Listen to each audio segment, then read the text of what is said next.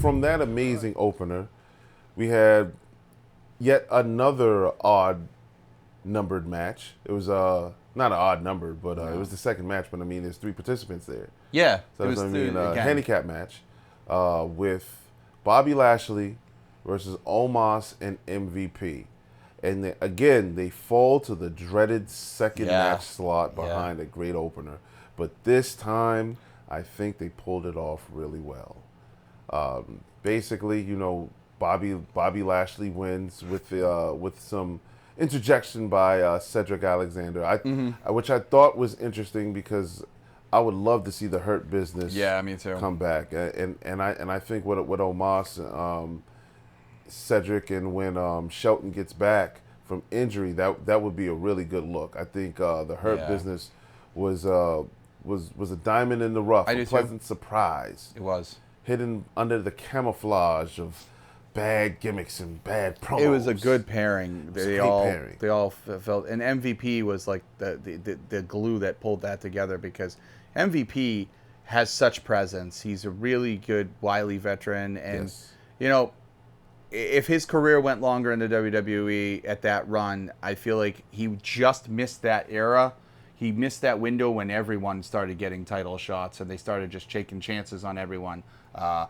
Jinder Mahal, anybody? I think we would have got an MVP world champion. Well, I'm enjoying this second win because, I mean, right now, at this rate, MVP could fall under the Bobby Heenan category. Yes, and I agree with that, and that's a great analogy. The other thing is, though, what made this odd is, why does a 7-foot-tall monster need assistance? Like, when have you ever seen that handicap pairing? Oh, well, yeah. If you caught Raw, if you caught Raw, yeah. So MVP and Bobby Lashley been getting into it, and they had some unfinished business. So throw him in there in the fray as well. Okay. But still, you got a 7'3" giant. There's no real reason why. None.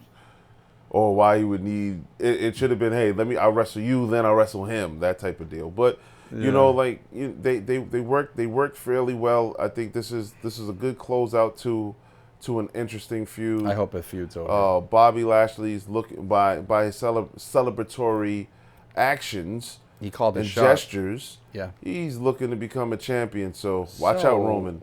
He's already 1-0 on you. You're right. I didn't even think that. Is that what the connotation was? Because what I thought was cool was, I've never seen this done before.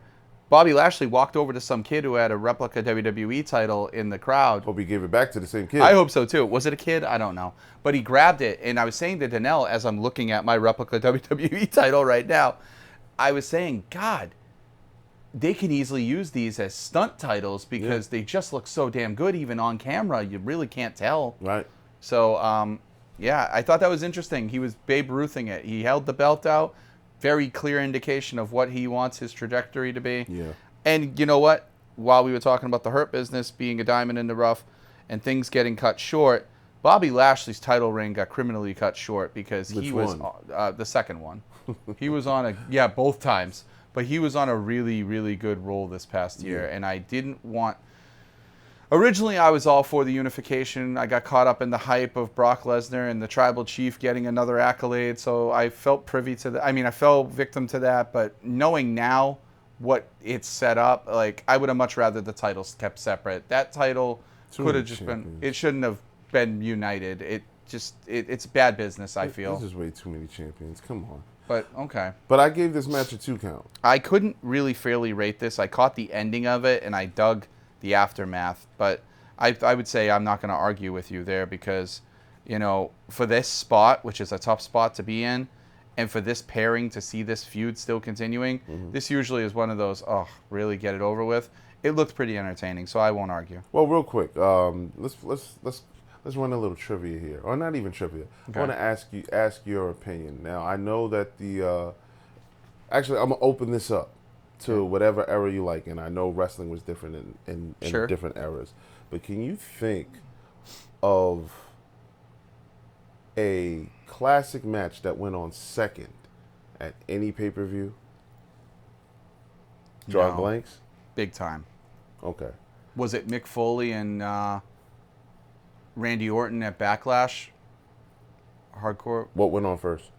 I forget what went on first, but I'm pretty sure McFoley and Randy Orton went on second. Second? Other than that, I can't think of anything. Okay, because the only one I can think of, Mr. Perfect Bret Hart. It's SummerSlam '91. God, but I'm a Bret Hart guy. I should have called that. that. Hey, that was a classic match that went on second. I should have called that. That's arguably the best. Six-man tag went on first. That went on second. That was phenomenal. I just wanted to throw that in there. Nah, you should have saw that coming.